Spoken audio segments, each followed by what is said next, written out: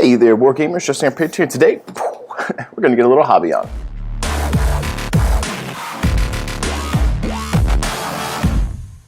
I'd like to welcome you guys back to the channel.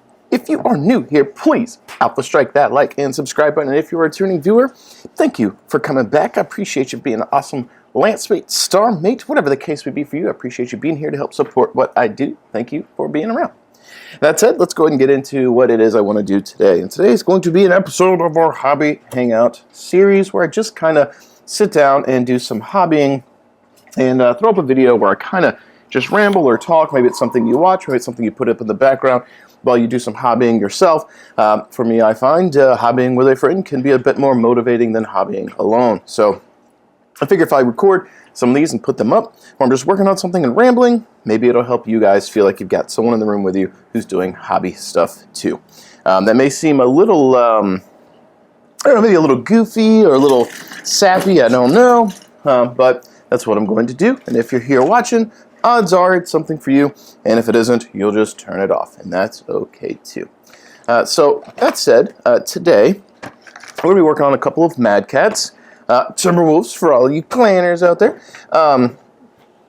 Essentially, I wanted to get some base coats down today while I had some time.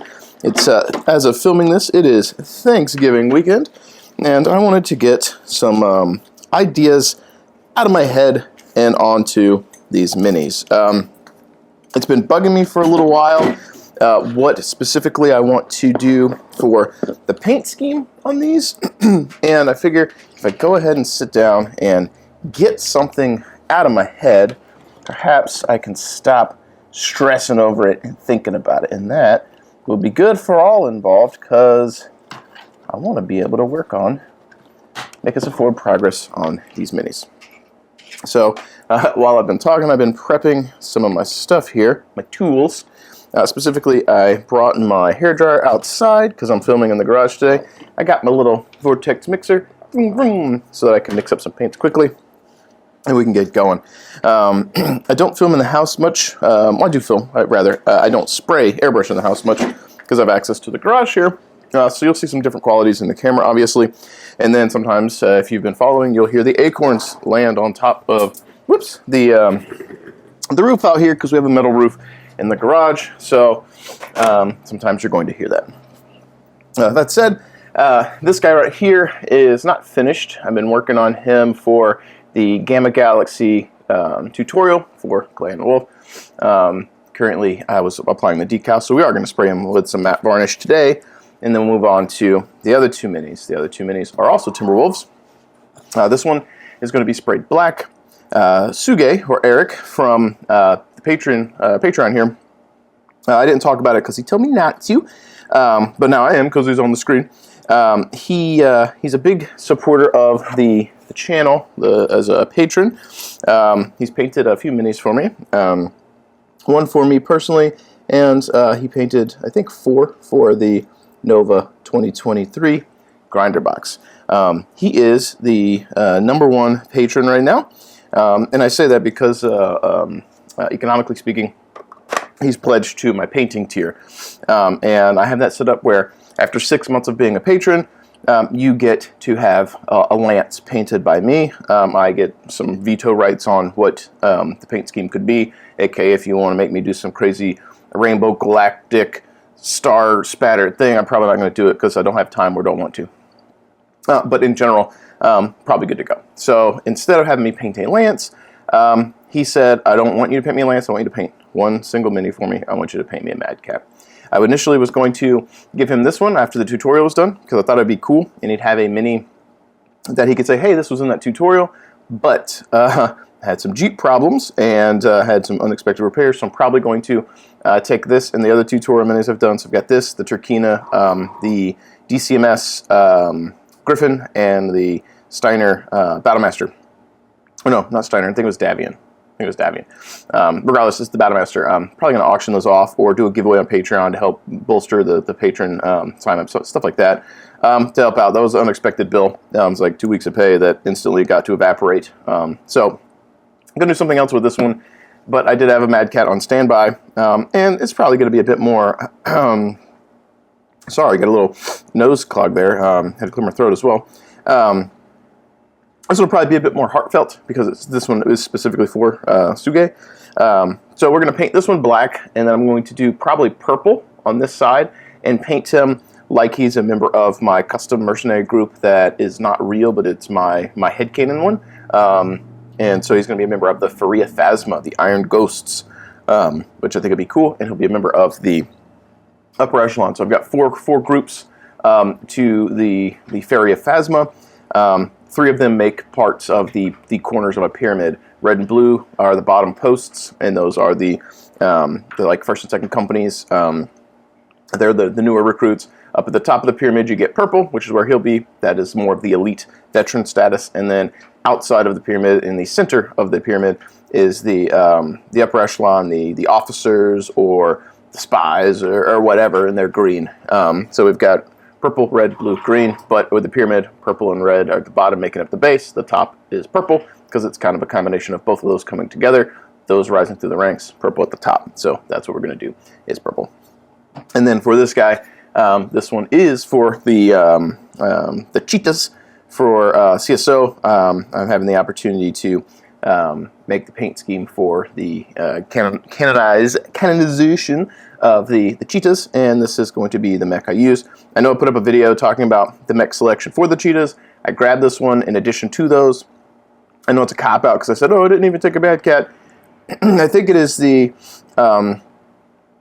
one of the best canvases to paint a new paint scheme on for anything, because you get such interesting iconic shapes. You get the cockpit here, the torso. You get the little bunny ears for the rockets, the arms, the legs. You have these distinct shapes. It's large, so it's not small. It's not too big. It's good in the middle. Get these nice legs to do stuff on, areas for decals. So for the unit, I've got a couple like fireballs, for example, which are really small. I really can't make that paint scheme look as good there. I can paint it up, but it's not going to look good for like a CSO post. So I figured this guy with like the cheetah icon on him and the decals, I feel like this is just going to be a really good canvas to showcase the paint scheme. And because it's a Mad Cat, the cheetahs exist during the Eel clan, and Mad Cats are more accessible to everybody, and they're a merc company. Mad Cats are listed as mercs, so it's not that far outside the realm of possibilities that they would have a Mad Cat. So this is what we're going to use, but I do still have all the other minis that I showcased. I still need to pull out the Atlas 2 and put that with them, and I just ordered another dire wolf because the 3D printed one I have from the sculptor said I may or may not be able to showcase that because it may or may not become official, and until CGL makes a decision, I can't show the mini off. And if they never make a decision, and they say, or if they do make a decision and say no, then I can show it off. If they do say yes, I have to wait until they preview it before I can show it off, and if they never do, or they take a year or two, I've painted this mini and I can't use it. So I may paint it, but it's going to, I need a replacement so that I have my units that I want to play with probably at Southern Assault 2024. So that said, we should jump into airbrushing today. We're going to go ahead and lay down some matte varnish on this guy first and let him dry, and then we'll get on to the other fellas. So let's get our airbrush here and grab our varnishes. And while I'm doing this, for those of you who are still here listening to me ramble, there's a good chance you're probably doing some hobby stuff, or you're super supporters of the channel and you're wanting to help give me views, or both. I'd like to ask you what you've been up to. What hobbies are you working on? How was your Thanksgiving when this goes up? I'm sure it'll be sometime in December, but as of filming this, it is the Saturday after Thanksgiving. But I'm curious, how are you doing? What are you working on? What's your holiday plans? Sound off in the comments below. Let me know. I hope that you've got or had a good Thanksgiving if that's something you celebrate. Hope you had a good time with friends and family. I hope you're getting prepped for the holidays. I hope you are preparing for the holidays in a healthy manner, and I say that in that I would encourage people who are prepping for the holidays to understand what they mean, what they are for. I was raised in a family where we celebrate Christmas. I'm aware that some of you guys may come from different faiths, backgrounds, or maybe none at all, and that's okay too. But I would assume that one of the common threads that all of us, regardless of our views, faiths, or lack thereof, might share or can agree on is that the point of, in this case I'm referring to Christmas, but the holidays in general, is not to be selfish. It is not to be about oneself. It is about it's about the betterment of like society, the world, doing something nice for your fellow man. And I encourage you, as we approach the holidays, whatever it is you may practice or celebrate, or not at all, but if your friends do and they engage with you, obviously be polite with them about it, and hopefully. But remember what the holidays mean. And one of the things that always gets me is people who put so much emphasis on the dollar value for a holiday gift. And let's say, for example, I'm preaching here for a moment, but let's say, for example, I had a box full of plastic minis. I couldn't afford to spend any money. But let's say I did set aside the time to paint someone a mech. Let's say I did that, and I gave that to them. And then they balked at the fact that it was free, quote free, because at some point the mini was bought, but free in that I didn't spend money on them, I spent time. That's not a very good friend, and that's not what the holidays are about. And I encourage you, as you approach the holiday season, if someone's bestowing a gift upon you, consider what went into that. If they did spend money on you, money equates to hours worked equates to life spent. So you're converting your life and time into money. And if someone spends money on you, they are literally giving you time. If you can convert it to time that they can never get back. It's a valuable resource that you can never get back. It's the most valuable, right? So however big or small that may be, appreciate that, right? And understand that if they don't spend money, but they make you something, right? They do something, that time is still equivalent to money. They just were unable to convert it into money, and they have still given you time. So if I give you $100, $100 is X number of hours of my time. If I give you this mech is X number of hours of my time. So regardless of if it's value of dollars spent, if it's the time, the consideration that goes into bestowing a gift upon you. So during this holiday season, please don't be a Grinch, so to speak, or a Scrooge. Appreciate what others do for you. And understand that it is possible that you are financially in a better position than others and you can spend more than they can. Or perhaps you are in a position where you can't afford to spend much, and your friends should not make you feel bad for that.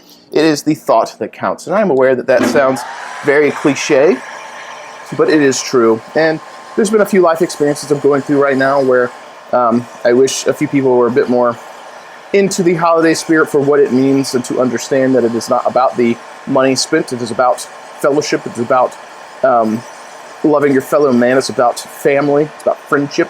And, they seem to kind of forget that money isn't everything. And that's kind of the high horse I'm on right now, is that when I paint something for someone, which is so rare, it means so much to me that I have given them something. Like this guy, it's not the best. There are things that I would do better. And I want to do a follow-up video at the end and talk about things I would do differently. Specifically, it's a little dark. I would have had the transition be a little less extreme. Like from this angle down, it looks good. From the side, it's just a little too dark for me. It's just fine. But if I was to do it again, that's a thing, right?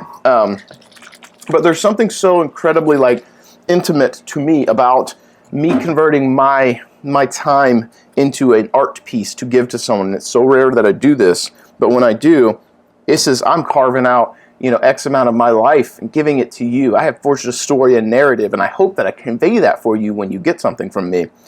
And then I don't want someone just to get it and be like, oh, cool mini, chuck it. Think about it. What's the story? What do you think when you see this? What's the pilot? What battles has he taken part in? What little snippet from the universe have I plucked from my brain, my little headcanon, and given to you, for you to share, for you to forge your own narrative? So when you look at gifts, especially when it's art, look beyond the surface. Look at what else is there. And that's what I highly encourage you guys to do. And I might get back on that soapbox as we continue during this video. I don't know.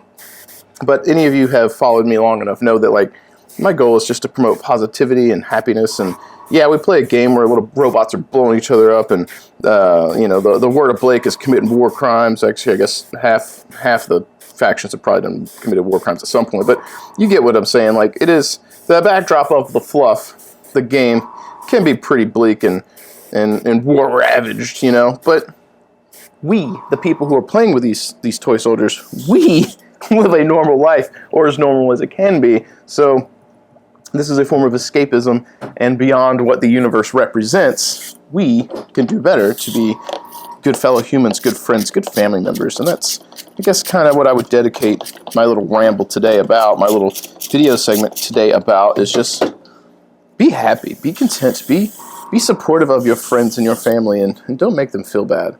And I don't know the exact, all the easiest ways to traverse and navigate those holiday situations, but just be thankful and grateful, especially if someone has the desire to do something nice for you, whether they spend a bunch of money or can't afford to spend much at all. They thought enough of you to do something nice for you. Be appreciative. Now that we're off that soapbox, we've got this matte varnish down. We're drying it here. And then we'll set this guy down. I just needed to do that so he's ready for the next segment of the video I'm filming. That particular video was waiting on the decals to dry, and we went ahead and matte varnished over them, and then there'll be a quick cut in that video when I go back to filming, and we'll start to detailing more of this fella up. There we go. And I don't think that is too terribly bad. I really like this white decal here. It says caution. It's really nice. The Clan Wolf decal doesn't show up super well. It's red on top of orange. It does show up reasonably okay on the yellow, but it's super duper hard to see it. The white and black decals show up pretty nicely though. But it is what it is. So we'll set that guy to the side, and now we're going to prep our other Timbies with some primer, get them ready for some paint. It's going to be a little easier for this guy because Sugai's Mini is going to be black, and this one is going to be a variety of colors, or at least a more staggered setup. So let's go ahead and grab our black primer. Little ASMR. Oh, no. That's probably annoying. I got that real close to the microphone. I apologize if that was super loud. It was probably a little annoying. Just a little bit. Just a little bit. Alright. Go in here. Give this guy a little hose down of our varnish. Or not varnish. Our primer. And like I said, this one's going to be the more forgiving of the two, because he's just going to be a black Mini anyway. I mean, he'll have some areas that aren't black, but I don't have to worry too much because the whole area will be blacks and grays. So I just need full coverage. All I need.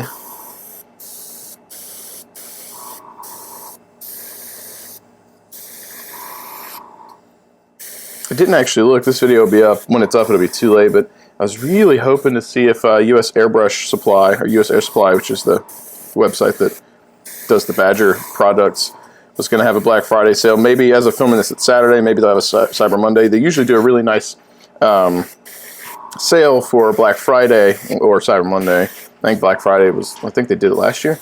I know I got something last year because they had a buy one, get one, which isn't quite exactly the same as a 50% off, but it's basically the same. You still have to spend more than you might have, but you'll get two brushes, and if you go half and half with a friend and split it, then it's 50-50. Last year I got two 105s, or one of the models of 105s, and I gave one to John, which has been on the channel. He has not used it yet, but I did give him one, hoping that it would help him with his painting. He has yet to use it, Mr. John. He may still need to get a compressor, but at this point it's been about a year, my guy. We've got to get you set up. So I'm going to give this guy full coverage of black too, but we are going to be coming in heavily on the torso, coming back in with some not black, and especially on the legs as well. That's going to transition into white. Need a little bit more. And I'm debating on if I want the bunny ears here to also be yellow, or a yellow color, because that's what this is going to be. The torso is going to be yellow, or golden, brown, yellow kind of thing. I don't know if I want the bunny ears, his LRM racks, to be yellow yet, or want them to be black. I don't know. Kind of leaning towards black, so just the center core of our mech. Why are you giving me so much trouble here, Airbrush? So the center core of our mech will be yellow, and then have the black accents. That's kind of what I'm thinking, but I'm not sure yet. Getting a clog in here.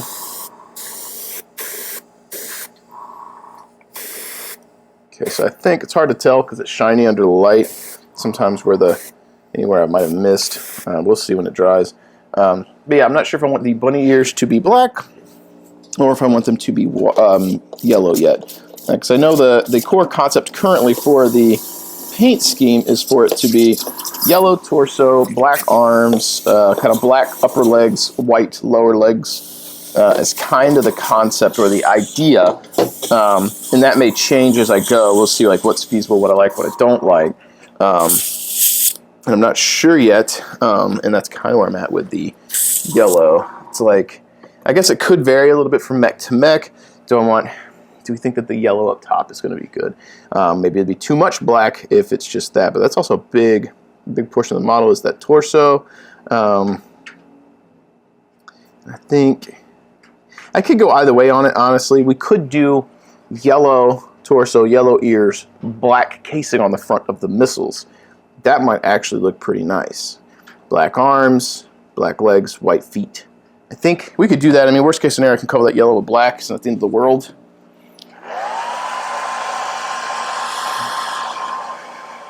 Give this guy a little hair dryer action. Get him dried off.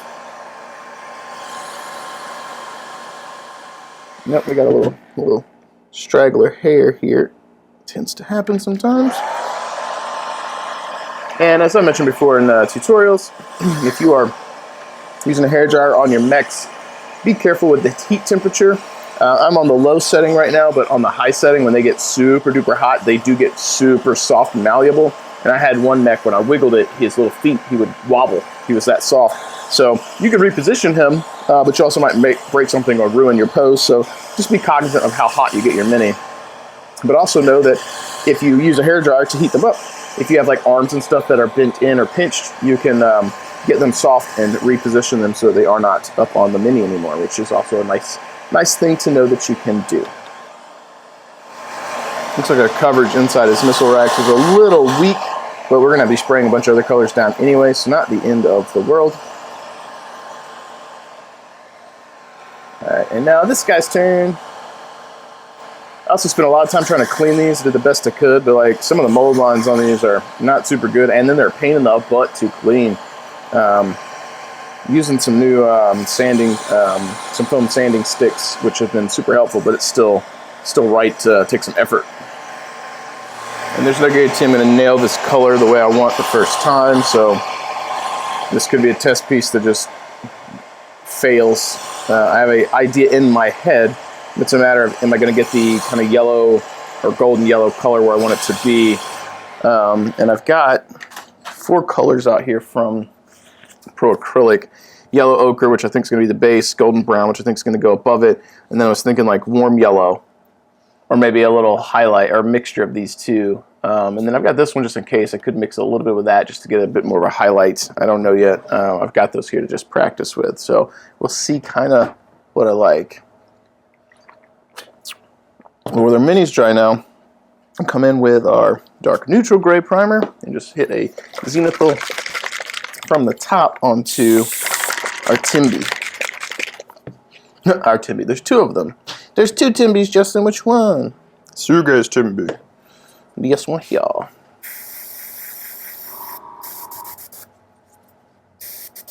Okay.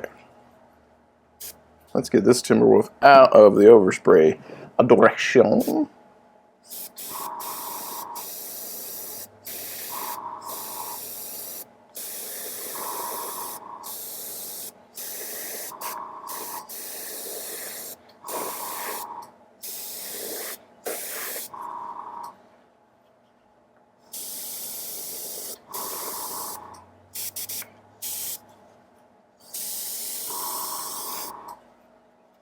And we're going to get a little bit of a spray from the back too. There we go. So we got our nice little gray transition on our little guy here. And we'll probably go ahead and finish him out. I finish the gray application we want. And then we'll come back to the cheetah. Alright, so now we're going to be switching over to some actual paint instead of primer.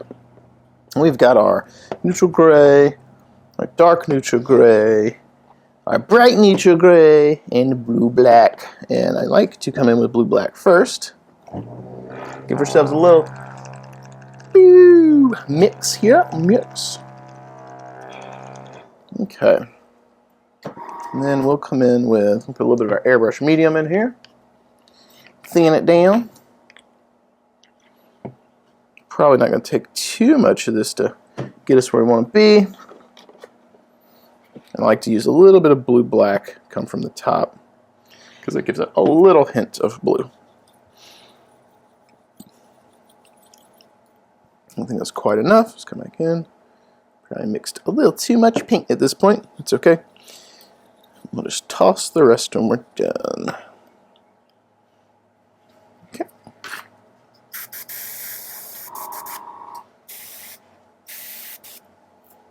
Alright, so we're just going to cover kind of the same zenithal we just did with that dark neutral gray. We're going to come back over it with that blue-black.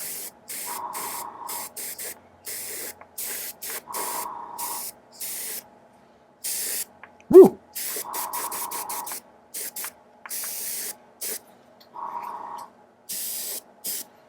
There you go. And that will dry. When it dries, it will be a little less intense on the blue. That has been my experience with that particular color. Let me spray down our brush real quick. And grab our hair dryer.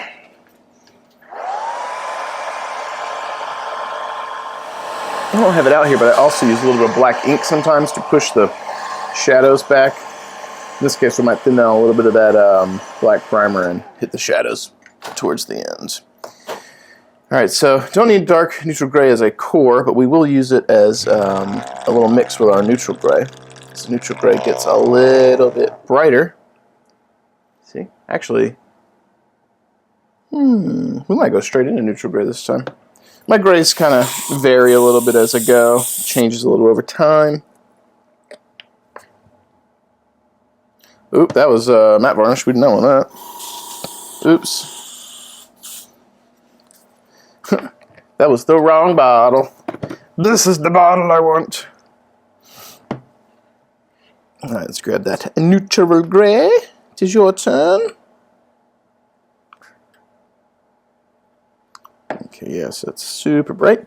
But we still had a little bit of that blue-black still in there, so hopefully this isn't too intense. And it looks like it might be a little bright, but we'll see. We'll see. This time we're going to try and be a little bit more targeted with where we're hitting. Okay.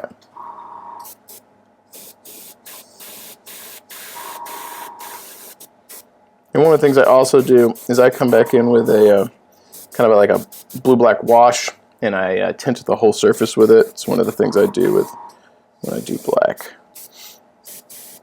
Just trying to hit like the kind of front of the cockpit there.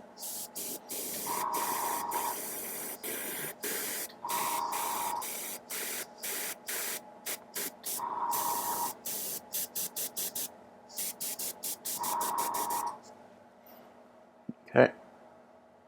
And then we've still got some of this in here. We're going to grab some of this bright neutral gray. This is like a new bottle as well. Let's give that a little mix.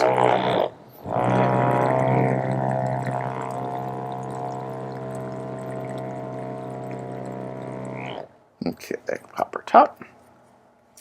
Yep, it was a new bottle of a bright neutral gray. Okay.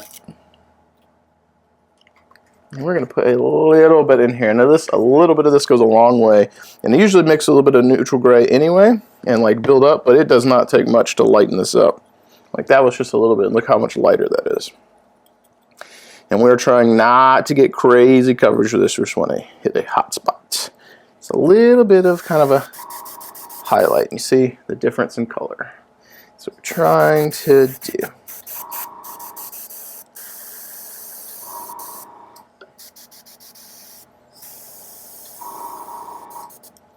Okay, let's see if we can't hit his feet here.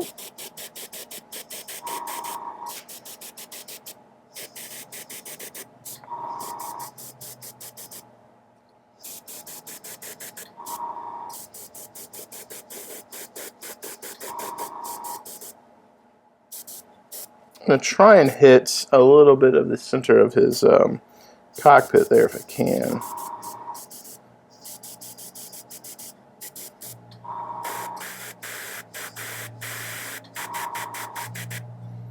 Got a little bit there, not quite as much as I wanted. All right, so I think we've got some highlights going on there. Go ahead and clean our airbrush out here.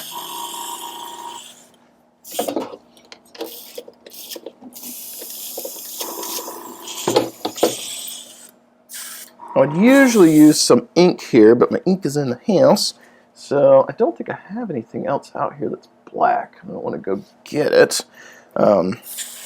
So we'll just use some of our black primer, and we'll put that in here, and we will just thin that down pretty substantially. So a little bit of that, get a little squirt of some water, and mix that up.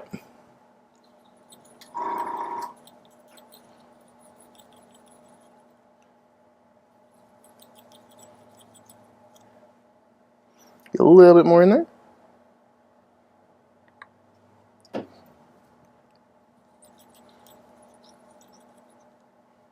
Let's see how we like this on. So it's kind of seeing how it's responding over that. It's pretty thin. So we're going to come in here and we're going to kind of spray from the underside on our mini here. Trying to bring back up the kind of shadows. One of the tricks with black, and I don't always get this right either, but one of the tricks is that if you do too much gray on the highlights, you end up with what looks like a gray mini instead of a black mini. But the process that I go with to hit it with the wash and the ink, which I don't have out here, but those really do help out tremendously.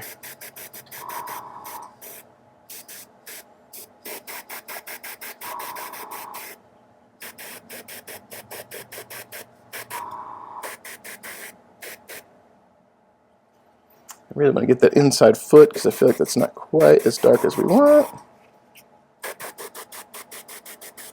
And this is kind of like glazing or filtering, but with an airbrush. It's just super thin down, almost like a water consistency. I'm just kind of giving it tap, tap, tap, tap. Just a little tap, tap, and just putting little bits on at a time until I'm happy with where it's at. But it's super duper subtle, which is kind of what I wanted. Yeah. So it's really helping bring that back out. Okay. All right, so let's go ahead and clear out our airbrush here. A few more things we'll do on this guy before we are done, or at least before we're done with the airbrush part, because the next steps I won't be doing out here.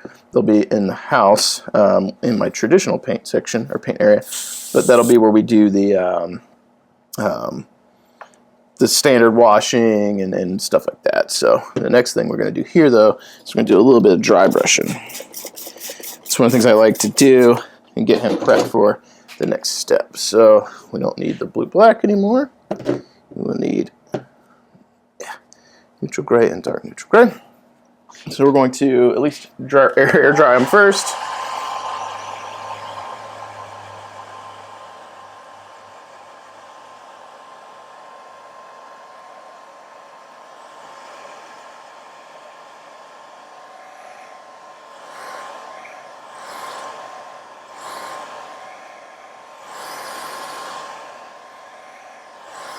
And we're going to end up doing a dry brush over them, and that way when we do the kind of blue-black wash that I make, or mix together, it'll tint the dry brush down as well. Then we can do manual highlights, and that is the secret sauce. Alright, so I need an area to make some paints, and I didn't bring anything to mix paints on because I normally paint by hand in the house. What do we got out here to mix paints on?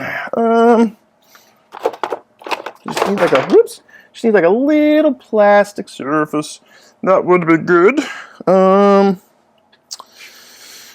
Almost grabbed some little cards. That's not what we want. How do I not have a palette out here? How is this even a thing? Do you even paint, bro? Do you even paint, Justin? Do you even know what you're doing? This box is not going to help us. Not going to help us. I think this could do it. All right, I know you guys can't see. You're just listening to me ramble. But I've got these old clam packs here that I got from Bobby for Ironwinds, and I think this might do the tickets. Yeah, all right. Here we go. This'll do. This'll do us just fine. All right, let's zoom out just a smidge. All right, so got us a little container to mix in. So we're gonna see, how's our neutral gray looking here? Still feels pretty bright, so we're gonna grab some neutral gray first.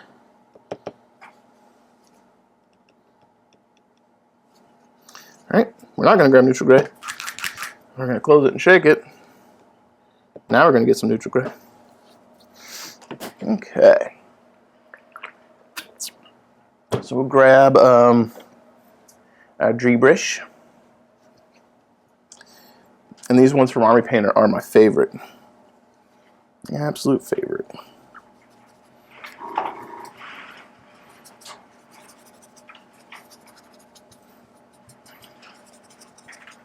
And we'll start on the back of the model first, so that we can have a pretty good idea of how bright this is going to be or not, because this is already dark back here, so we're okay.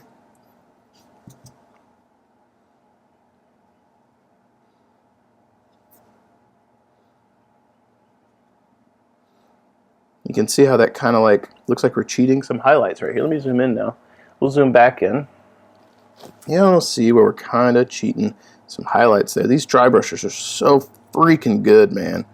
My goodness. They're so great. All right. So I'm kind of trying to be consistent with the direction we're pulling this.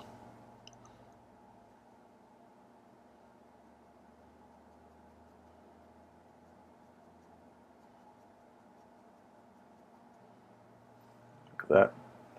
Coming together. This might have turned into a little mini tutorial for anyone who's watching. If you're still here, get a little insight into how I approach black.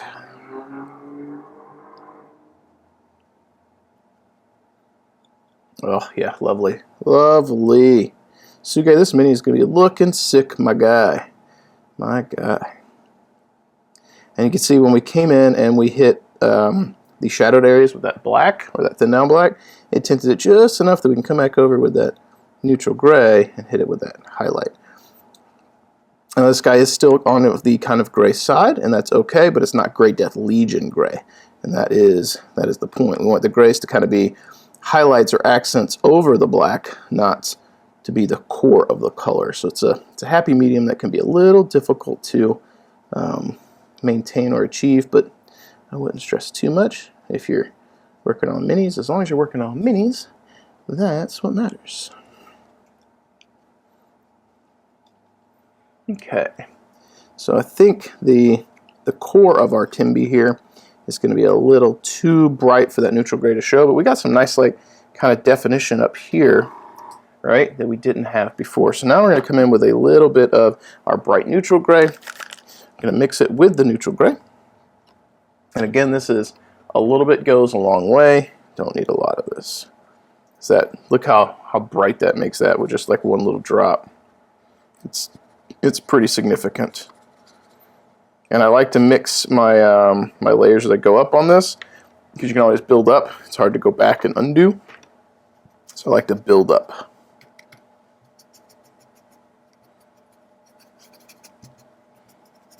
Okay. And again, because the back's going to be a little bit more forgiving, we'll just hit some of the high points here. See how we're feeling? Yeah. Yeah.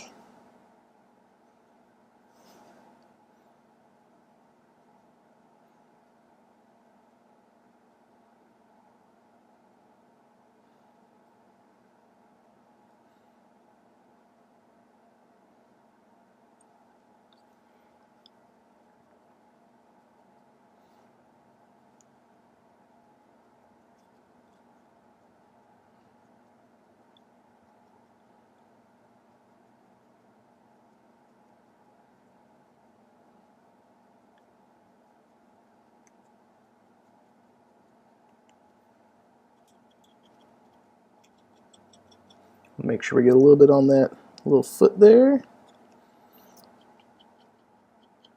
I'm targeting because I want to hit this curve. I want that kind of curve to have like kind of a faded highlight on it.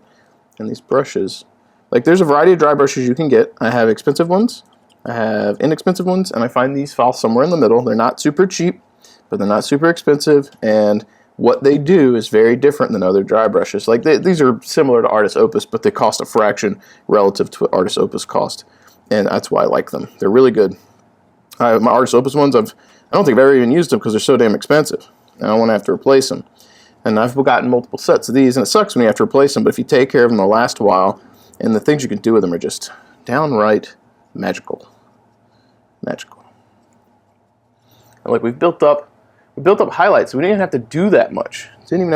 And he's a little bright, a little on the gray side, but once we hit him with the wash that I like to do, he's going to be super. It's gonna be like the saturation levels are going to shift, the hues are going to shift. He's going to be a bit more on the blue-blacky side and not quite as bright gray. But that's one of the things we're doing here. We're trying to be subtle with our highlights or dry brushing, but this right here is going to be toned down ever so slightly. So it's okay if it's a little bright right now. It will be darker by the end. You guys won't see it on camera here unless I do a second follow-up video, which is possible. I'm sure I will have people probably asking me to do a formal video on. Whoop, not like how that one turned out. Just wipe that off. Come back. That one's a little wet right there, so we'll come back, let that kind of dry. Oh yeah, that's what we want to. Nice, nice.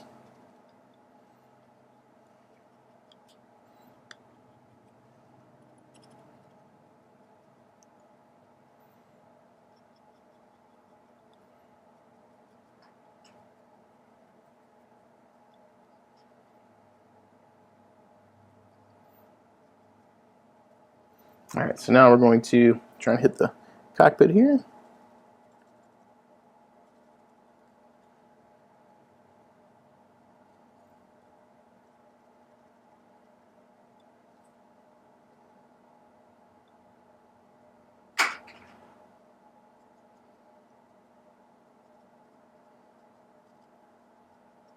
Kind of messed up that side just a smidge. You guys might not even see it the way that I do, but I'll probably come back in and use a little bit of black fade here because I got a little heavy right there and I couldn't quite fix it. But we're just about finished with where I want to be on the dry brushing. Just about. I want to get one more little dab of like that bright neutral, and we're going to come in kind of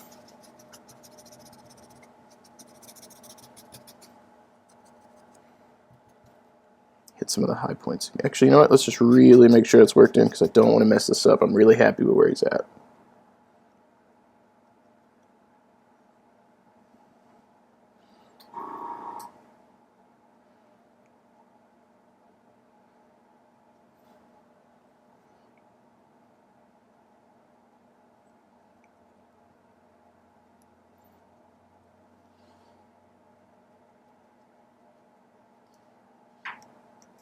Oh, so look at that transition. Is so nice. I love it. God, I love working with gray. I don't know why. I don't know why I like gray so much. Something about grayscale. It looks so cool to me. I like it. I don't know. Maybe it's the gradients are just easier to see or easier to work with. I don't know. And then one of the things that's really nice with this, if you're doing stuff like this, if you build into white, then you can hit it with. If you don't have an airbrush, you can do this build up with the dry brush. It just takes forever, but you can do this build up in a similar way and get gradients just by dry brushing. Again, it's going to take you forever, but then you can hit it with like a contrast paint or a speed paint over the top, and it's going to explode with a gradient that you didn't. I mean, I don't say you didn't have to work for. You did. This does take time, but you didn't have to sit there and hand blend it. You did the work ahead of time with the dry brush, and you're good to go. And I think that is where I'm going to be happy with this fella. Again, he's a little bright here. Actually, he looks brighter on the camera than he does in person. But once we hit him with the wash that I like to do, it's going to tone down everything, and then I'll probably come in with some really thin down ink and really force these back corners to push the bright spot here and the dark spot here, and then the darks down here. So I'll work it a little bit, but for some quick dry brush work and a couple minutes on the air behind the airbrush, like this is not bad. Honestly, you could probably Hit it with a wash if you want to. Do some angled edge highlights if you want to. But you could probably start throwing decals on this and detailing it. Throw your colored glows here on your lasers. Maybe do some missile tips. Base it and call this a Wolf's Dragoon and call it a day if you wanted to. But that is where we're going to end with Suge for today. Because I like where that is currently at. And now we need to try and end our session today after we clean our dry brush by working with our cheetah.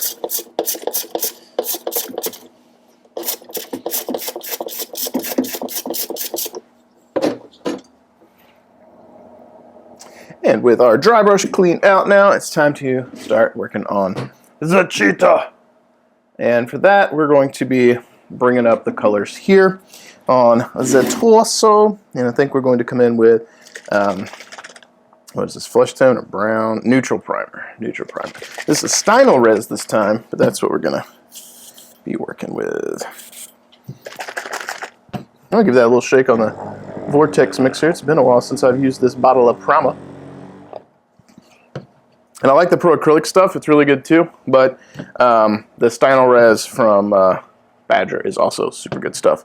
It predates the stuff from Monument, but it's also very good. Give that a little thinning because it's a little speckly. Not what exactly we wanted.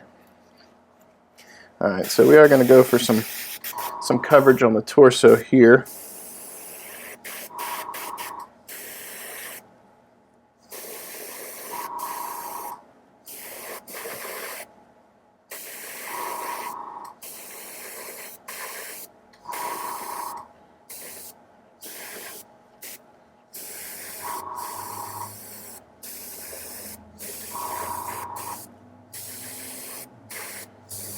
Looks like we're painting a Beta Galaxy Timberwolf right now, huh?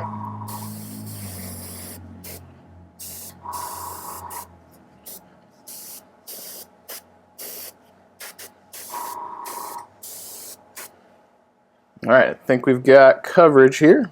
That spot right there missed. Alright, give that a moment to dry. We'll clear out our airbrush here.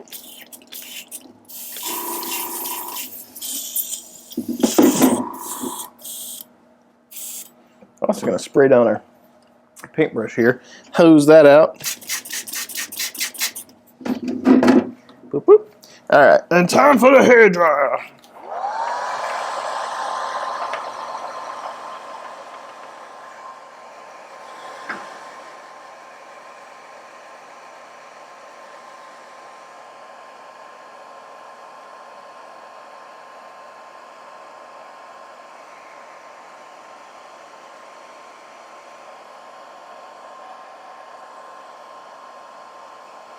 Yeah, that is actually it's a pretty good color for freaking Beta Galaxy, for real.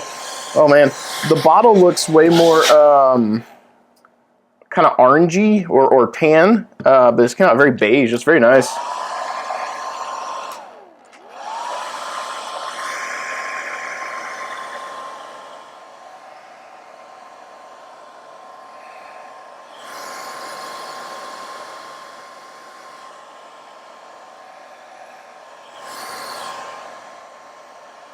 Okay, I think we're in pretty decent shape here. All right, so this prep stage is going to take a little effort. We're going to come in with our white here. I'm going to give this a shade or a good Vortex mix because white tends to be a little persnickety.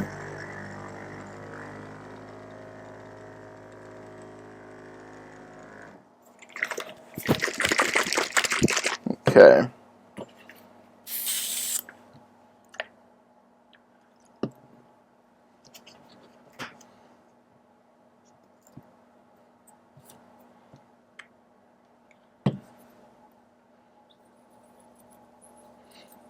Usually I don't have to thin this stuff going through an airbrush, but I'm trying to get really good, not speckly coverage, and sometimes white can be a culprit. It can be a bit of a pain in the butt. So kind of planning ahead here.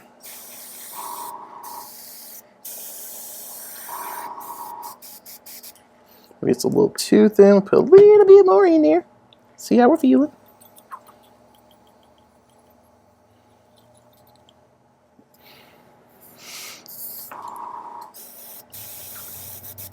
Feeling a little bit better. A little bit better.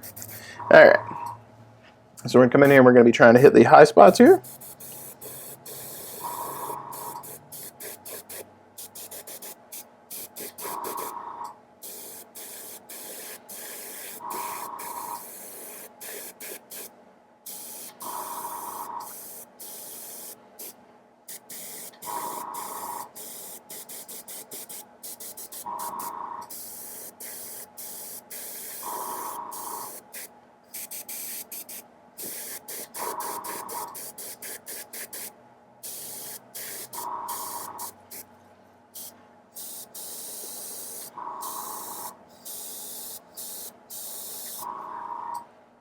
Okay, and on camera that looks super, I don't know how it's going to look when I edit the footage, but it looks like it might be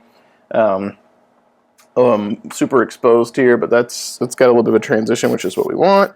I'm going to come in and also spray the bottoms of the feet here and just white those out, because we're going to come back in and work on those later. But while we're here, might as well go ahead and get those hit.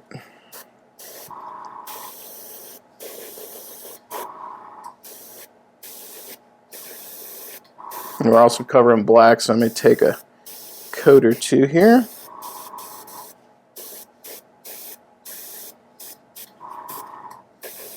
I also have this white super thin down. That actually really did help. It's just coverage. I'm having to like move and come back, because it is almost milky consistency, which usually is fine for airbrush, but with the white, it's super pigmented and tends to kind of speckle.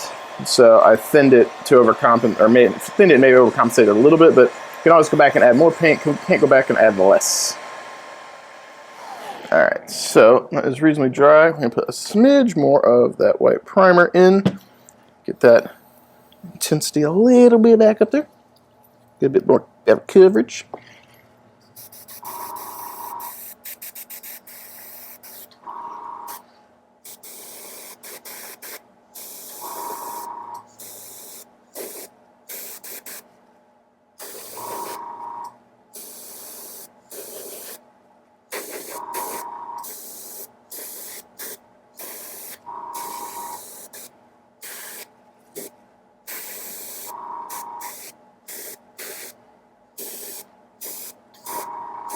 Alright, so I think I got our feet covered where we want them to be. We're going to come back in and hit the high spots one more time on here.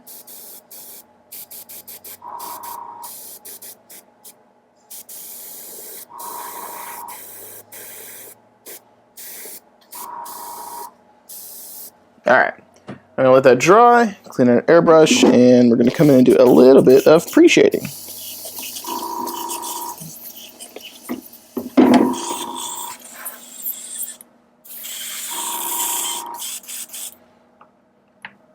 Alright.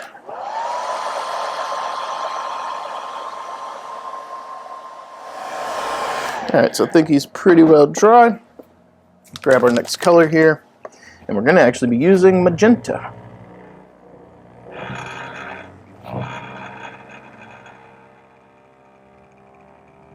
Okay, I think that's got a pretty decent mix going on. Let's grab our paintbrush thinner, put a little bit in there, and we've actually got magenta, which seems weird, but it's what we're using. Magenta pairs really, really nicely with yellow if you're applying yellow over the top. It's a good pre-shade color.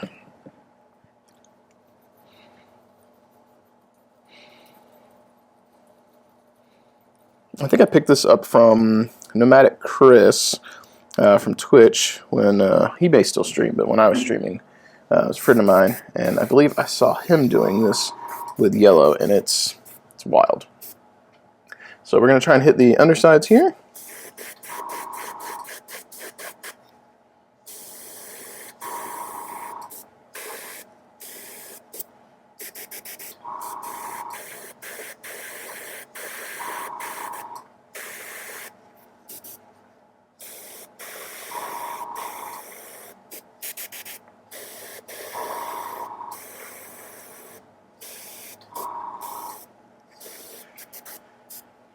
Okay, let's get some on the back here.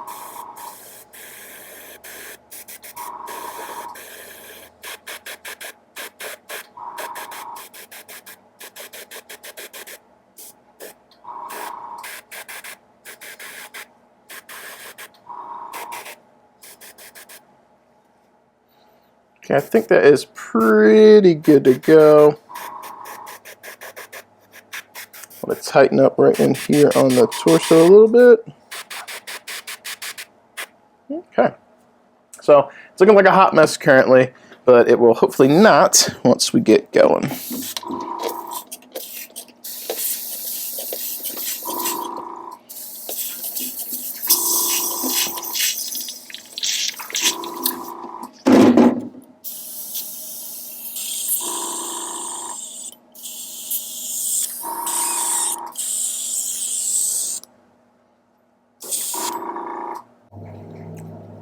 And now it's not super often that I reach for my nice airbrush quote, because me and this Evolution we've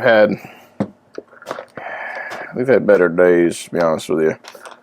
This thing often just makes me cry. Right now it's not one to open, which is also going to make me cry. Why aren't we opening? Why aren't we opening? Why? Why is this lid stuck? Oh. Because the Germans designed it in a different way and I couldn't get it open. Oh yeah, me and this Evolution, we've got a storied past. But I am going to try and use it. I've got these nice airbrushes, and I give recommendations on brushes, and I should probably at least try some of the new ones out when I get them. So we're going to give it a whirl, see if we can't get some use out of it. That said, we're going to be coming in here with the yellow ochre first. As my thoughts will come in, and we'll fill in the kind of shadowed areas with this.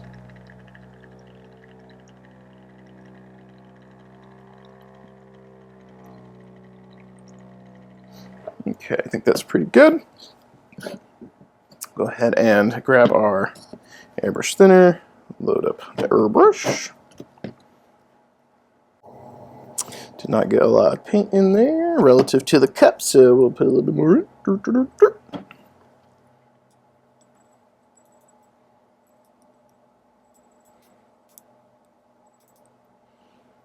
Okay.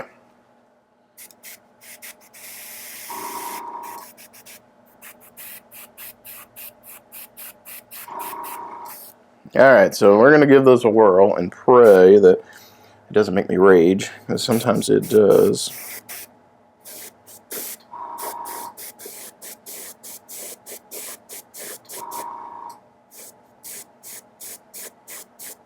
I try to follow kind of what I see like Angel doing when he's using his. He's using the Infinity, and he kind of does this like tap, tap, tap, tap thing instead of like with my Badgers, I really just hose. But he'll do this like kind of tap, tap, taparoo thing that he's got going on. And I try to emulate that because maybe that's just how these brushes function. Maybe they're just a little different. So I try and kind of emulate what I see him doing.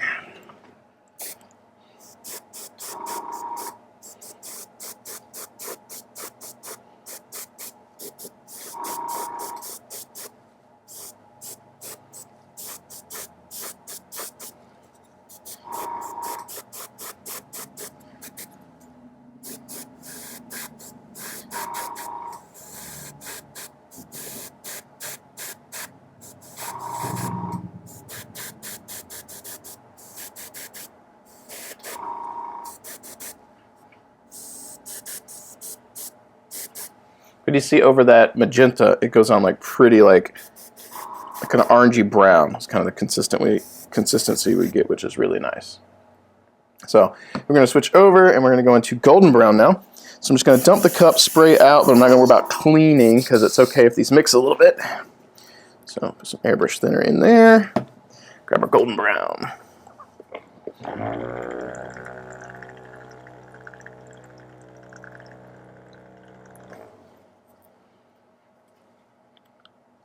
Nope, got a little crusty in there. Do not want that in our airbrush.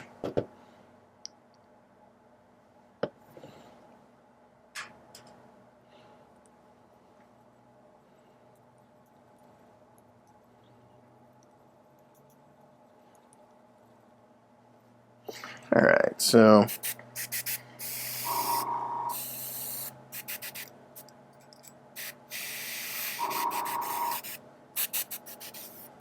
all right.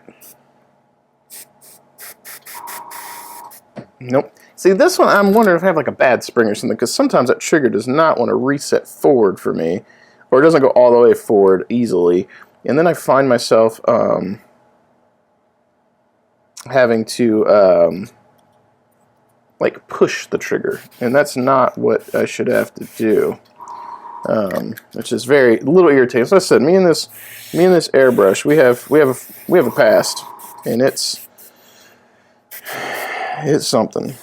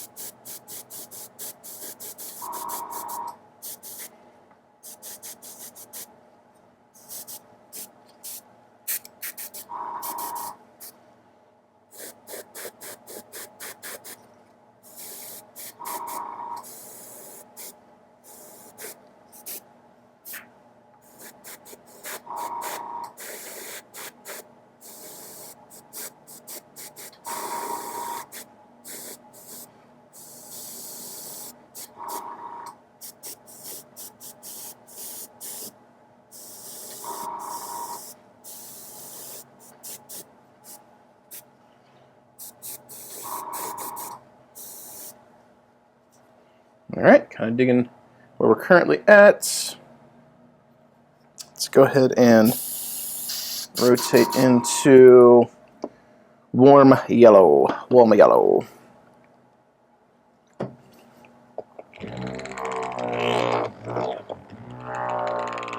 Like I said, I'm not sure exactly how this is going to go. Just trying stuff. This is a proof of concept kind of thing. I had an idea in my head, and we're trying to get that idea out and see what it's going to look like on a Mini. This could be a dumpster fire. I hope it's not. I sincerely hope it's not. I'm really hoping I get a color I like, but we'll see.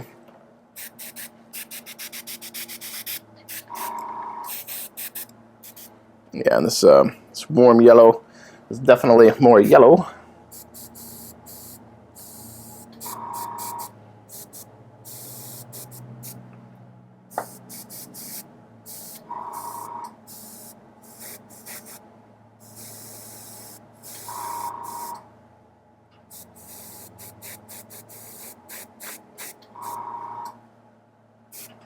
I'm not hating it.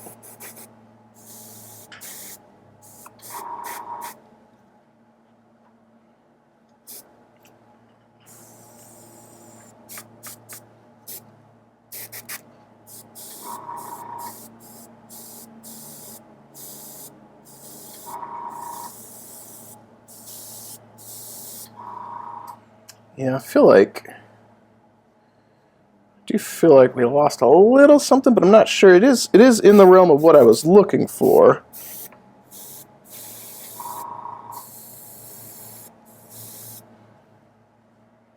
I'm not sure golden yellow is going to get us where I want to be. That might be a little too bright. I think I kind of like this this kind of yellow better. So I think what we might do is come back in with maybe if our trigger would go back forward. Debating. I feel like we need to come back in with one of the other colors here. Maybe the yellow ochre as kind of a filter, maybe. Just need a little bit of that.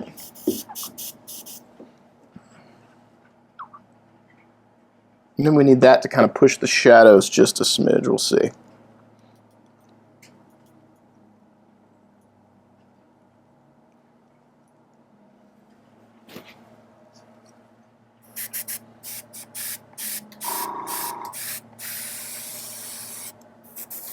Alright, so we'll try kind of hitting the shadows here with the yellow ochre and see if that doesn't like kind of bring us back around kind of where I want to be.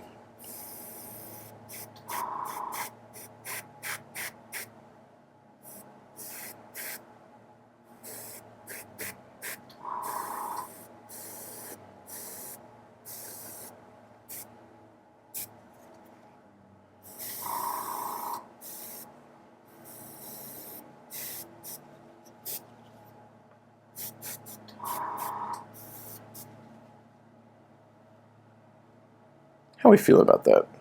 How are we feeling? I feel like I need an ivory. I feel like I need an ivory for a final highlight. I did not bring one out here, but I do feel like an ivory. You know what? I've got my emergency paint bag in here with all of my colors, and as much as I don't want to pop one open, I don't feel like walking back in the house. So let's grab my emergency paint bag, which I'll zoom out so you guys can see this thing, this monstrosity. Here we go. Let's get this guy out of the way. So this is my emergency paint bag. Okay, it's as far as I could zoom out. So I own 2 of every monument paint, and this is my backup bag in case something goes out. I don't want bright ivory, it's too bright. I think a little ivory, or maybe khaki. Actually, khaki might do the ticket. Let's grab khaki, we'll give that a whirl. Because I think ivory might have been a little too bright. I think khaki's a bit more on the tan side. Maybe the khaki mixed with a little bit of our warm yellow might be the ticket.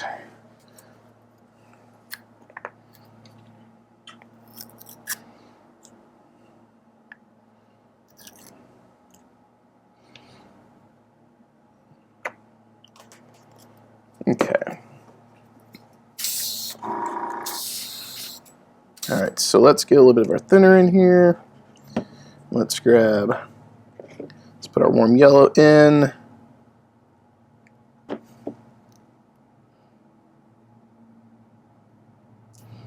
And we'll see how that's looking.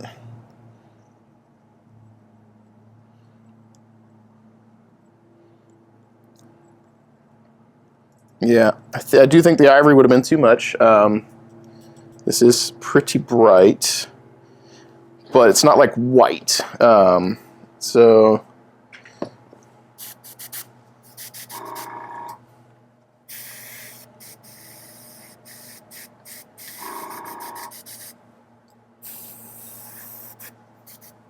yeah, I think this might do it. So hopefully we don't absolutely obliterate the work that I've been doing. That does happen sometimes. And then I get really angry at myself for having to start over. Sometimes it do be that way, but that's not what I want today.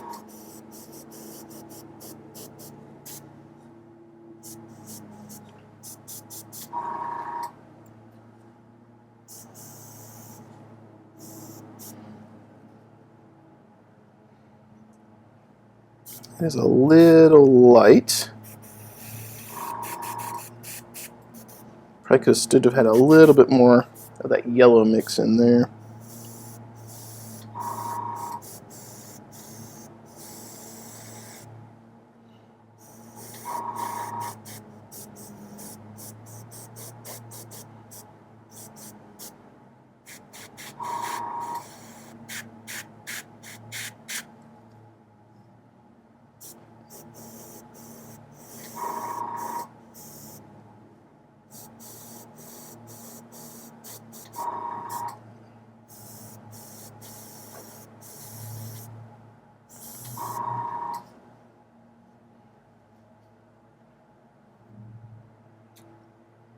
Not sure how I feel about it. I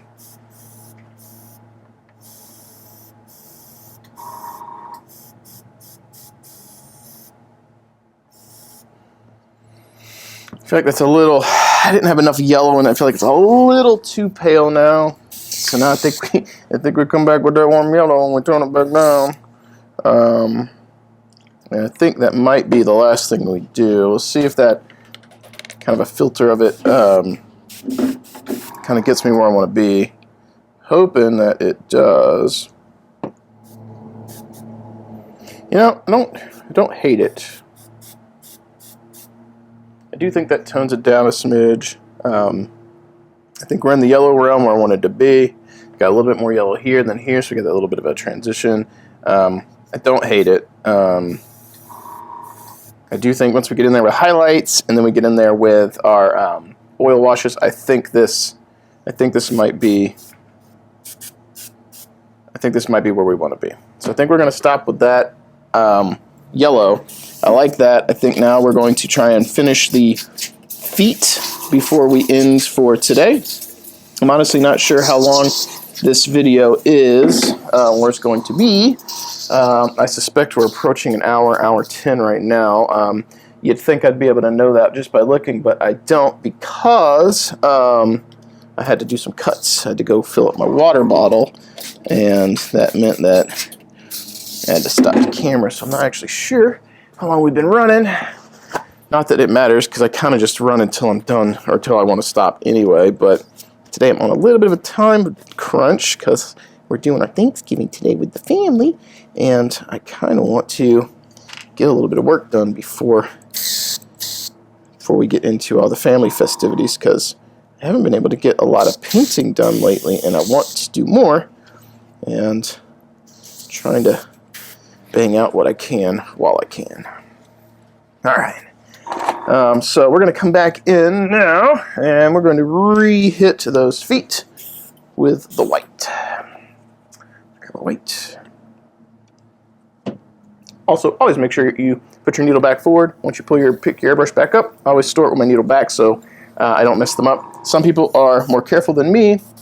I am not, however, and I have ruined quite a few needles in my day knocking an airbrush off of my desk. So be cognizant of that when you're working with your airbrush.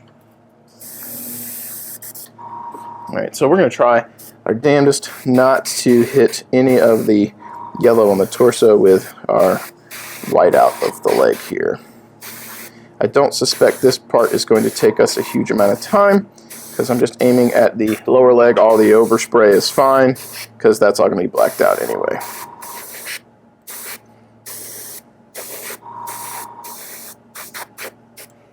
Okay, there we go. Yeah, so this paint scheme, yellow torso, black arms, black leg, white feet.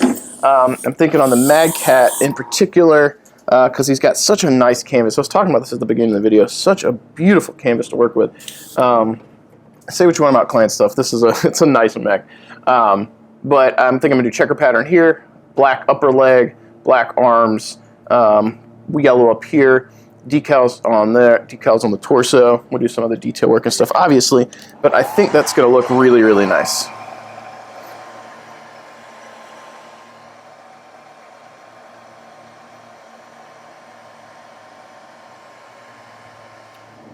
All right, so I think I was going to try and use some of this white blue. I think we give it a shot. If it absolutely fails, we're going to just respray. It's fine. I think we're going to use a little bit of that with a dab of blue-black. I've been watching Arclight. He does this beautiful white, coloration on his mechs. And I think it was him that recommended I drop a little hint of blue in. This is a very, very faint blue, but it's not dark enough to give a transition to white. It's so utterly close that you can't really highlight it white. So I figured if I use a dab of our blue-black, just a dab, we might be able to darken that up a little bit and get something nice out of it. That blue-black is also toast. I don't think there's anything left in that one, but we have this one right here. So we'll give that a shot. Suge on Instagram has also been doing some really nice gray and white transitions too.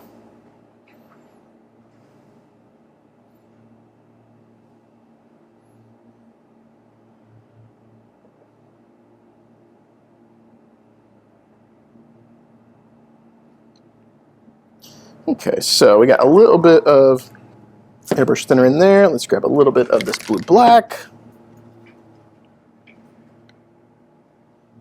Get that flake out.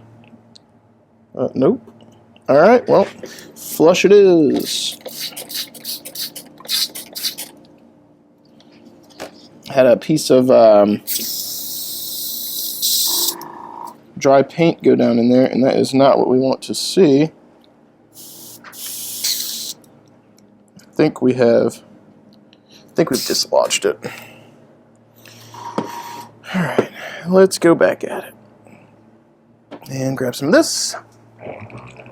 And this is one of the new or newer. Oh, is this new? I think it's one of the new ones, but it's one of the signature paints from Monument. Is this the Vincent? The Vince Venturella. I would love to have some custom paints from Monument. I'm not quite on the same level as these folks. Just not there. Alright, we're going to grab a different brush to make sure that one's got yellow in it, and we're going to be dealing with whites and grays, so contaminations are going to be a problem. So, let's find us a mixing brush. I think you'll do just fine. Old Monument brush at that.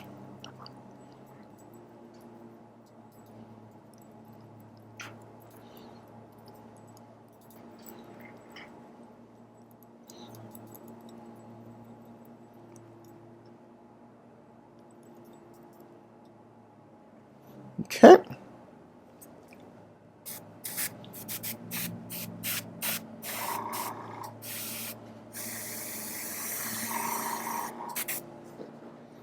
Alright, so let's turn that PSI down a smidge. And we're going to be spraying kind of the bottom of his feet here.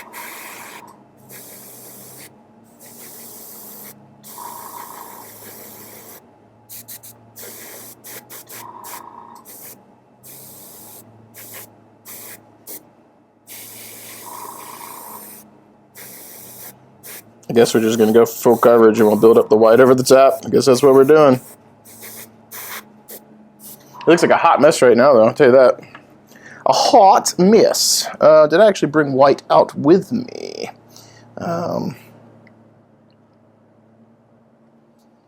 Let's just put a little bit of that in here, and we'll build up, and then we'll build into kind of a white.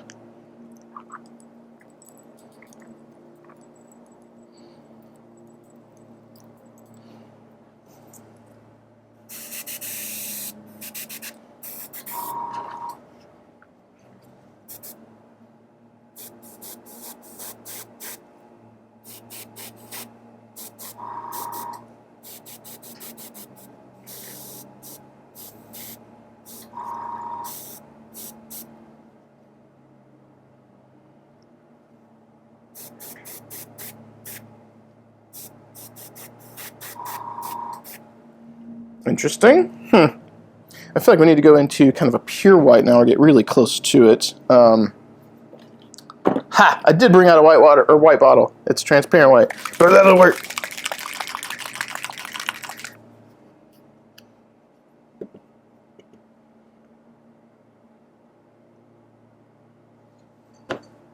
May take a few coats for this to build this up where I want it to be, but we'll work at it.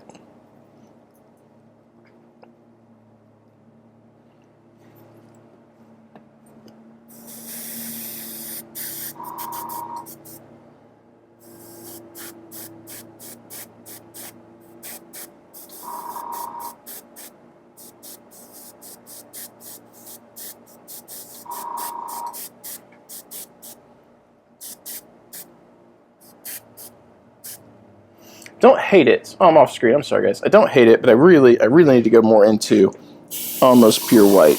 I really need that. All right, so we'll try some more of that transparent. See if that gets us where we want to be. And if it doesn't, we'll grab actual white.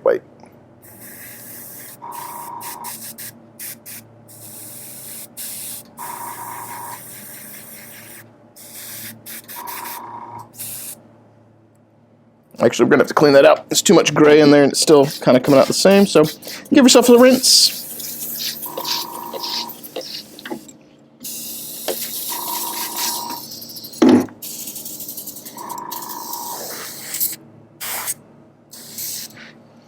Alright, Now let's try some other transparent. Now that we don't have that contaminating gray.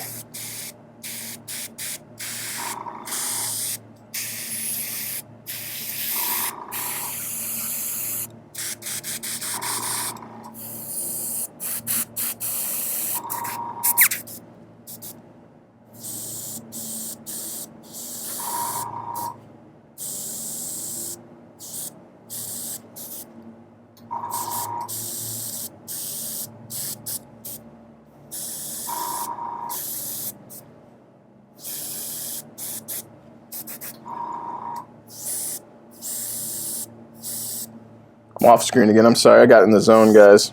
Hopefully I remember to cut that part out.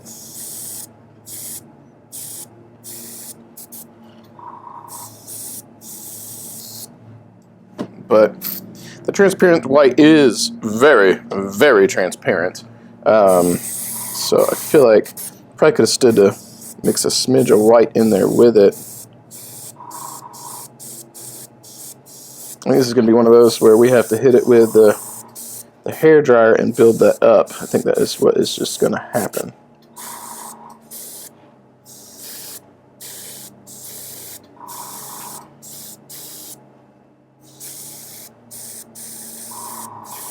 Alright, hit it with the hair dryer. To the hair dryer!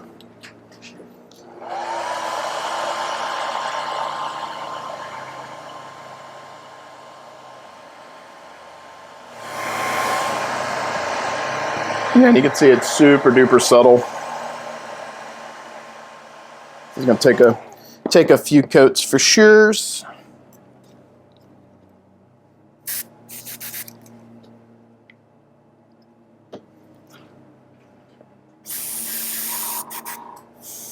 And if you're watching this and you want to help support what I do, obviously we got some links in the description down below. I'm a big fan of Monument Hobbies Pro Acrylic Paint. It is my #1 go-to.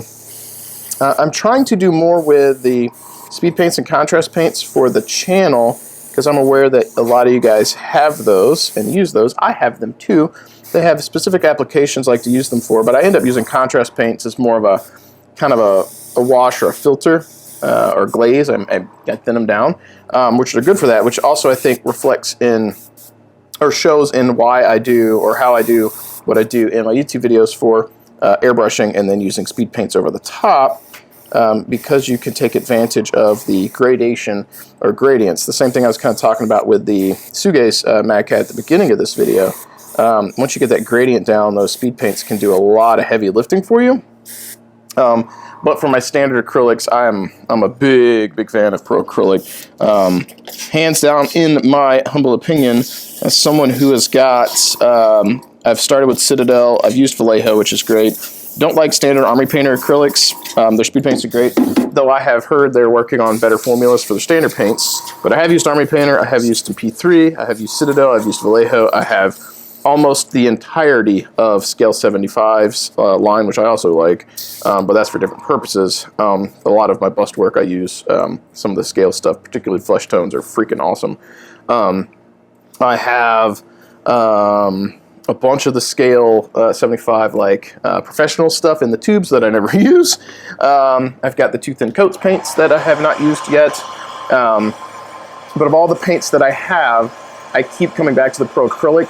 And I'm less likely to want to try new stuff unless someone specifically says, hey, this paint right here, try it, it's really good because X, Y, Z. I have found a paint that I just keep coming back to, and it's Pro Acrylic. And even if I didn't have a coupon code for them, I would still be singing the praise of Pro Acrylic because it's fantastic. When I got it, I took some to work and I showed my boss, and my boss got some, or not got some, my boss tried it, and then we did a swap with Monument Hobbies, and we got a full set for the shop. And he never looked back. He started getting rid of all of his old paint. And he's in the same boat. He's been painting as long as me or longer, and he did the same exact thing. It's worse than me, more so. Like he's just getting rid of paint. He won't restock any other paint. I still will. There's paints I still do like, but as a catch-all line for the price, man, Pro Acrylic's so good.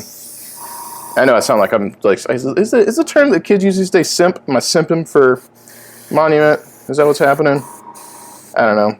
Shill might be a more appropriate adult term, but I'm not shilling. They don't pay me to do this. And honestly, like, I don't get a huge cutback on or kickback on that coupon anyway. But I still want to promote them. Jason's good people. Also American made, Monument Hobbies, Pro Acrylic. It's all made out in Arizona. And Jason Craze he's cool. I've been buying their paints and using it since they were doing stuff with Creature Caster, and then Monument branched out on their own. I think some of that had a lot to do with branding, because people kind of branding, not Brandon, if I said Brandon, a lot to do with branding, because I think people thought Monument Hobbies and Creature Caster were synonymous, and they kind of were, and that's not what Monument wanted. I think they wanted the partnership with Creature Caster to help probably get into Canada. That'd be my guess. And then they kind of separated and went their own ways. But I've been around for a long time, speaking or singing the good graces or praise for Monument for forever now. And it's the stuff I like. And I think I'm going to come in and probably destroy this white by accident, but we're going to try. I'm going to try and do a little bit of a filter or shading, shadows. I say filter because I'm probably going to thin it down a little bit and have the opacity be adjusted. Whoops. On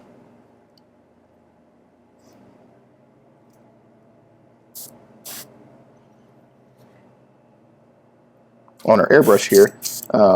And I want to push the shadow and have stuff that's semi kind of transparent going on. So when I'm saying filtering, I'm referring to basically the opacity.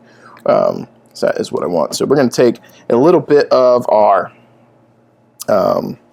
white blue, and we're going to take a very, very small amount of this blue black. Very, very small. Just a littlest dab. And then a little spritz of water. And then we're going to mix this up, and I'm hoping I can get a kind of transparency I like. All right, so I didn't get quite enough blue black in there, I don't think. Might need a smidge more. Maybe. Yeah, just a teeny bit. Didn't need a lot. Our white blue here needed a little friend.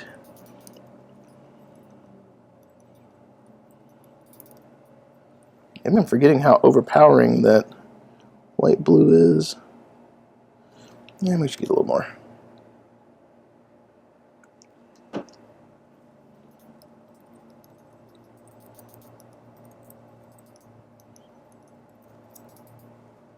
All right, so we'll give this a shot.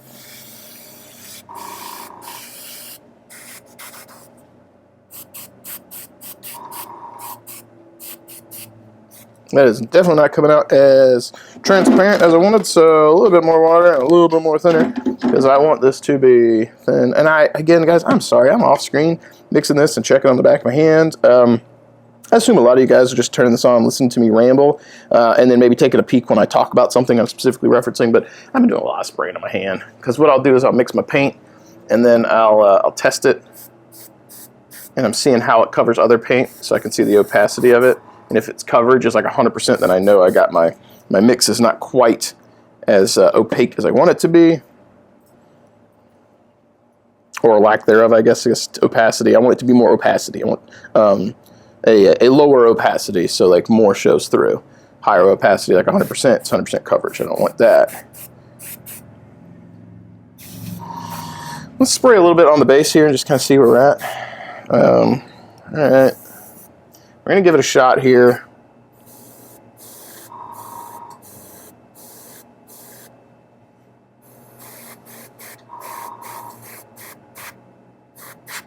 White's one of those colors that's just right pain. I'm trying to get kind of a gradation that I like.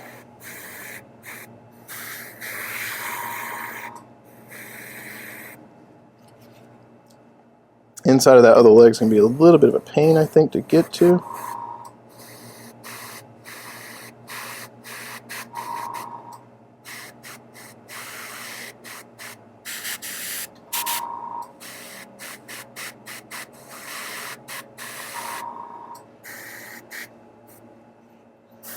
Okay.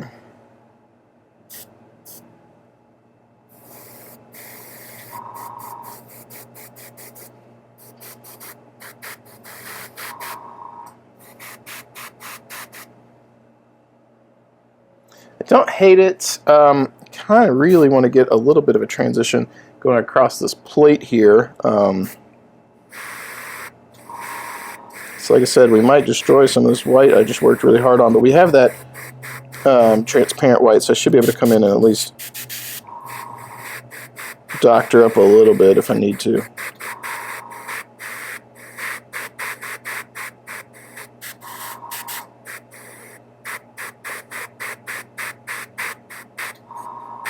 Yeah, it was a little bit too much of a pull.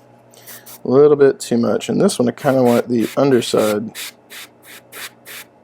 Yep, too much. Too much. Yeah. It's okay. We'll come back in and we'll try and doctor with the transparent white. Alright. And if we get that transparent white right, hopefully we'll get a little bit of that gradient we want. And then probably be done. We'll see. Alright, transparent white, come in and do your magic for me.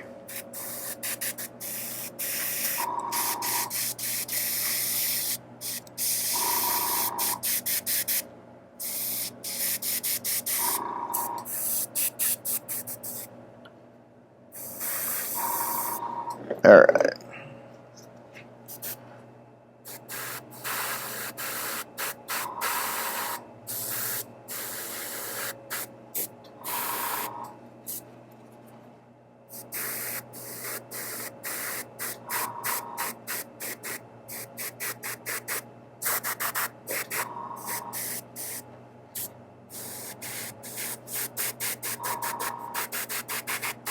We're going to have to clean out our airbrush here. I'm getting sputtering and it's not wanting to spray paint, so I think we might have a little bit of a cloggage here.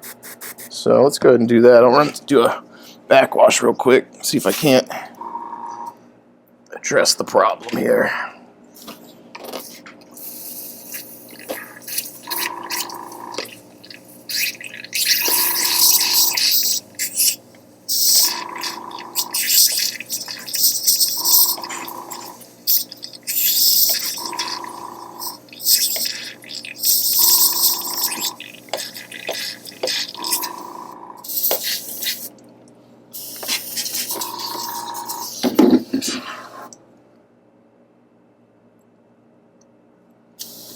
Alright, let's give this another shot.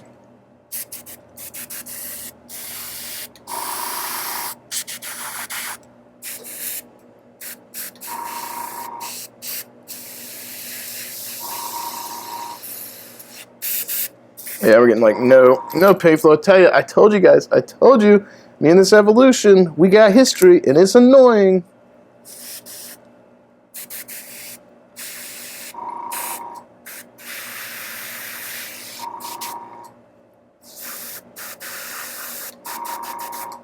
I try so hard with this thing, so hard.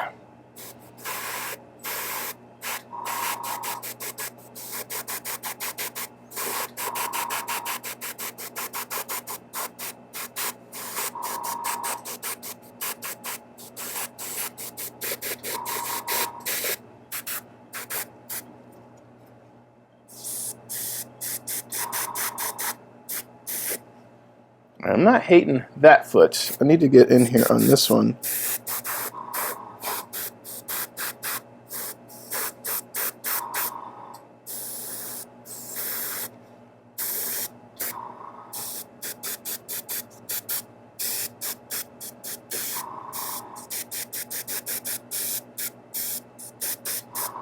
Alright, we're going to give them a moment to dry. Rinse the cup once again.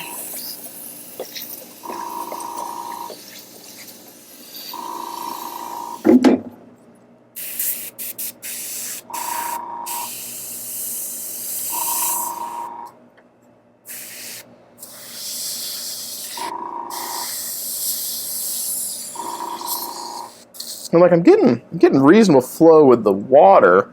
Maybe that transparent white actually is just a little too thick and it's struggling.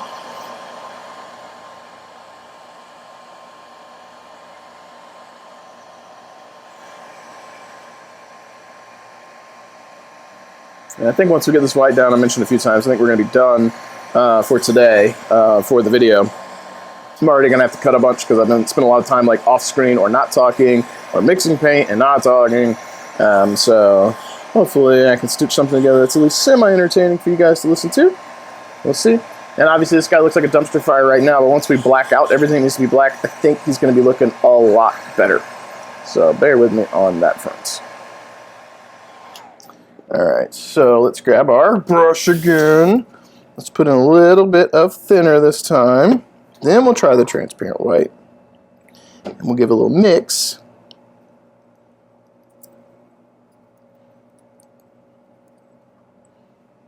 Fortunately, that brush had a little bit of gray in it. That's cool. I should have known this because I'm working with white, and that's just the way it be.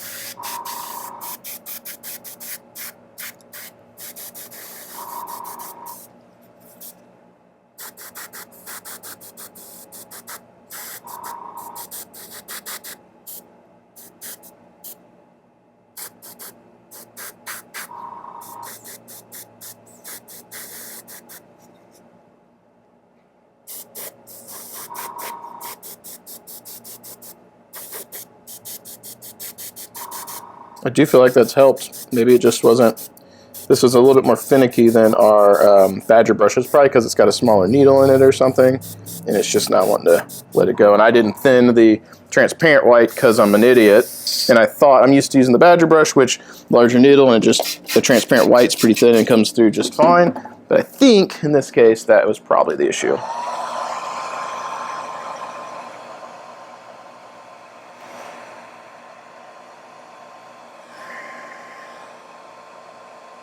One of the things I will say is that despite how tedious and annoying this is, what's more annoying is to use regular white and it speckles or doesn't fade well. So you can do it and you can thin it and you can get it to work, but like one of those, you can always add more paint, can't add less. So while this is tedious, I'm not hating the build-up process because it could be worse. And at least with this, hopefully I'll have a transition that I like. The thing that's funny about it is that I plan to do checker pattern on these legs anyway, and I'm working so hard on doing this white that I'm probably just going to cover a lot of it up. So, but again, you can always add more paint, go back and add less, so I'll do this and then I'll cover what I want, and whatever I don't cover will still be there.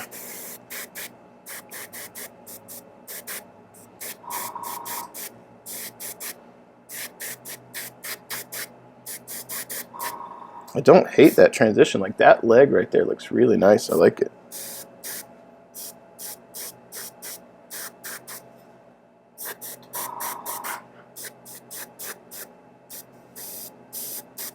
Just need a little bit of thinning. I think that kind of got us where we needed to be. Yep, so I like that. I think that's where we're going to call it on the white. The next steps for me are going to be cleaning up my station for today. I don't know why I'm doing stupid ass voices. I hope they're entertaining. They're entertaining to me at least. I don't know if they're entertaining to you.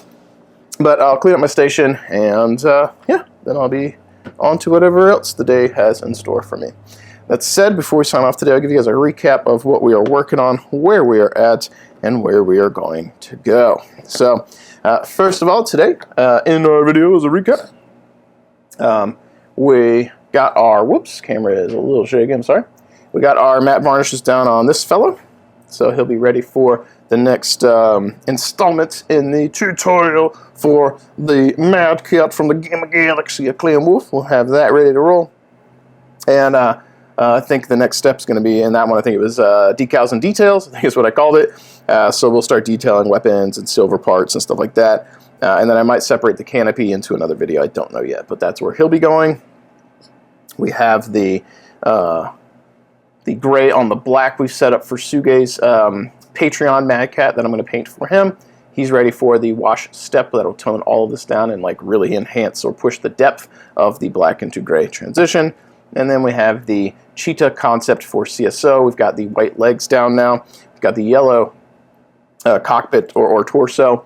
I am glad we did the yellow on the missile pods. I think that's going to look good. I think I'll black out the front cowling, the little part that angles down this box. I think we'll black that out, and that'll be a nice juxtaposition here.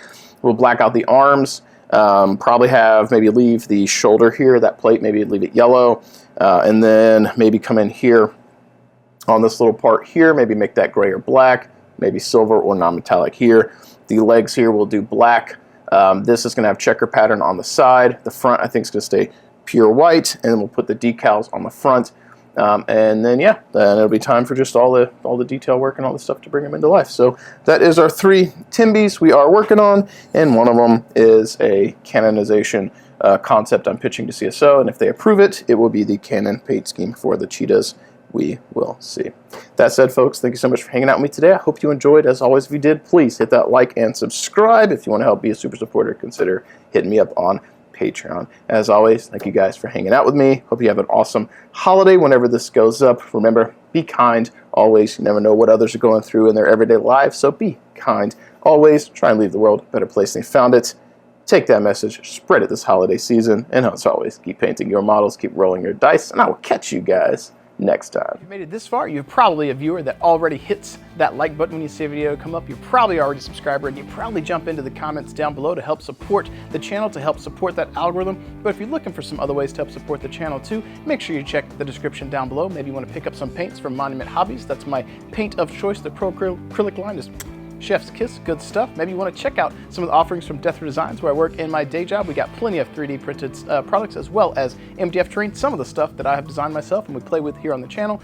And if you're looking to bolster your Battletech ranks, miniatures, and offerings, make sure you check out Bobby from Fortress Miniatures and Games. He's one of the main supporters of the channel as well, and supporting any of these companies helps support what I do and helps to ensure that I can continue to bring content to all of you. If you want to become a super supporter, I highly recommend you guys check out the Patreon. You guys give that extra little edge to help push more content out, and I really do appreciate that. And my ultimate goal on the channel is to continue to be able to not only put out the content we have now, but to get to a point where you can put out more content later, whether that be battle reports or painting tutorials or just more rambles, anything at all. I'd like to be doing more content for you. This is something that I enjoy. I like being able to cast a light into the darkness to bring a little bit of hobby positivity to all of you and make you feel good, and also enjoy playing games myself.